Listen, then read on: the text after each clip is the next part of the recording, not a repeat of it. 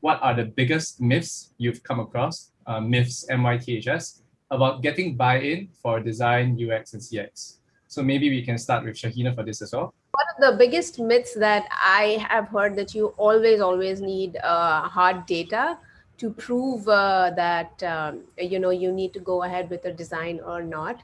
So that's one of the biggest myths for me, because I think there are many more methods and frameworks and ways that a designer or a product person can use to sort of get by, start with prototyping, but the biggest myth is that data is the only thing that can lead you to sort of open gateways for innovation or open gateways for building products. So what happens, Shahina, if you come to either a colleague or a upper management stakeholder, and you're trying to propose something regarding design, and they say, okay, show me the data. What data justifies us going ahead with this, committing resources to this? Sure. See, as a designer, right, one of the quotes I always use is that by Kate, who's from Google Ventures, is that she says that if you go in a meeting and have a very narrow-minded approach and say design, design, design, you're very likely to not be taken seriously. One, with the fact that it shows the apathy that you have towards the rest of the people that are sitting in the room, right? So it shows a very unilateral approach first. The other is, what is the design that you are proposing? Is it just aesthetic, or is it actually solving a customer problem? If it is solving a customer problem, you might not necessarily have the hard data that, look, if we do this, it'll go from x to y or y to z, etc. But you definitely can show anecdotal evidences. You can show previous market research that have happened. There is you can show analysis. There are multiple frameworks you can show.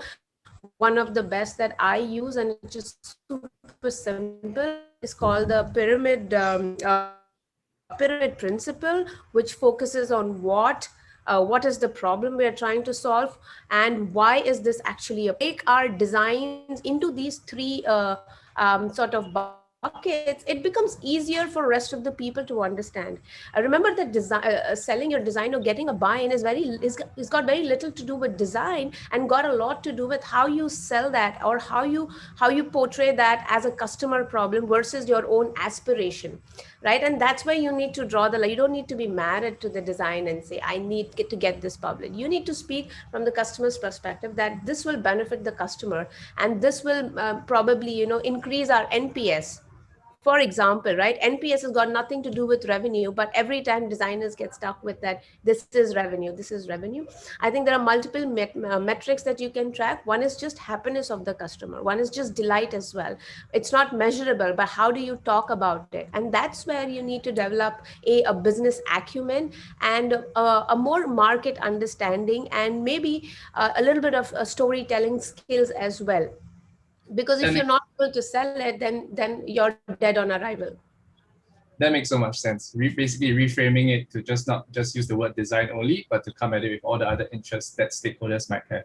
Thanks so much. Maybe we can jump to Jasper. So Jasper, the question was, what are some of the biggest myths when it comes to getting buy-in for design, CX, and UX? Any thoughts on that? Yeah, and thank you for mentioning about the storytelling. I totally agree. The storytelling is super important part when you try to bring up any discussion with the stakeholders. And for me, I think the myth is about, I always think about get a buy-in is just not like event, like just doing one time or two times. It's a long-term process. So it's not about the events, it's more like a consistency about talking and discussion and communicating with stakeholders. So the most important thing for me is not just like either you have the wonderful design, however, it's not only for the first time, but you need to continuously, repeatedly to gathering and working on something you are working on. So I think be patient is very important for what you are working on. If you are the change maker inside the organization, definitely it takes some time. So be patient. I think it's a very important things, I think. Yeah, it definitely sounds, and I got that sentiment from watching your session around creating that CX culture as well. Preeti, any thoughts around any other myths beside the overall bigger myth, which is that you don't always need data to get buy-in for design? Well, I think maybe one of the myths in a large enterprise is that you can only impact design change top down. And that's not true. A lot of design change can be impacted by designers bottom up.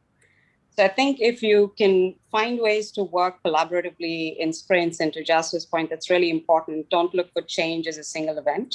Look for change. Setting near-term objectives for this change. What change do you want to impact with your stakeholders? Look at a 3-month window. Look at your environment and understand what kind of change you want to impact. So we look at things like, for instance, we want to make our prioritization better, or we want to engage clients upstream early on for validation. And these are small changes when you impact step by step, can really ladder up and create that kind of advocacy you need, create the tribe you need, and create the support you need to move them up very quickly.